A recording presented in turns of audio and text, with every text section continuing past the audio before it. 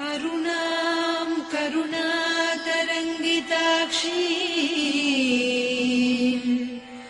धृतपाशाङ्कुश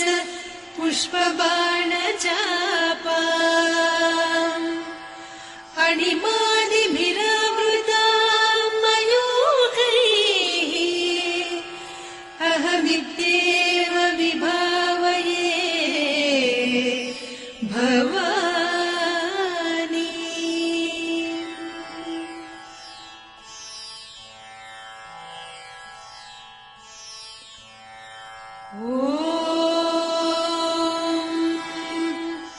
श्रीमाता श्रीमहाराज्ञी श्रीमत्सिंहासनेश्वरी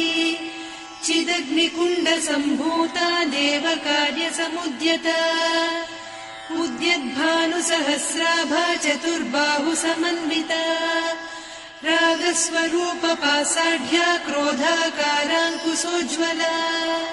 मनोरूपेषु कोदण्डा पञ्चतन्मात्रसायका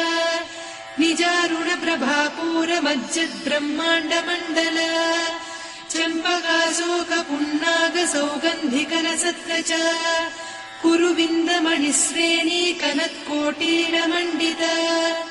अष्टमी चन्द्रविभ्राजदलिकस्थलशोभिता मुखचन्द्रकळङ्काभमृगनाभिविशेषका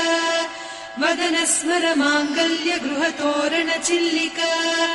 वक्त्रलक्ष्मी परीवाह चलन्मीनाभलोचना नवचम्पकपुष्पाभनासा दण्डविराजिता ताराकान्तितिरस्कारिनासाभरणभासुरा कदम्बमञ्जरी क्लुप्तकर्णपूरमनोहरा ताटङ्कयुगलीभूततपनोडुपमण्डला पद्मरागशिरादर्श परिभाविकपोलभूः नवविद्रुमबिम्बश्रीन्यक्कारिरदनच्छदा शुद्धविद्याङ्कुराकार द्विजपङ्क्तिद्वयोज्ज्वला कर्पूरवीटिकामोदसमाकर्ष्य दिगन्तरा निजसल्लापमाधुर्य विनिर्भर्त्सितकच्छपि मन्दस्मितप्रभापूरमज्जत्कामेशमानसा अनाकलितसादृश्य चिबुकश्रीविराजिता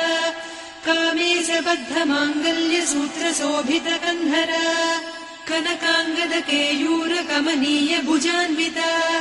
रत्नग्रैवेय चिन्ताकलोलमुक्ता फलान्विता कामेश्वर प्रेम रत्नमणिप्रतिपणस्तनी नाभ्यालवालरोमाळिलता फलकुचत्वयी लक्ष्यरोमलताधारकासमुन्नेय मध्यमा स्तनभारदलन्मध्यपट्टबन्धवळित्रया अरुणारुणकौसुम्भवस्त्रभास्वत्कटीतटी रत्न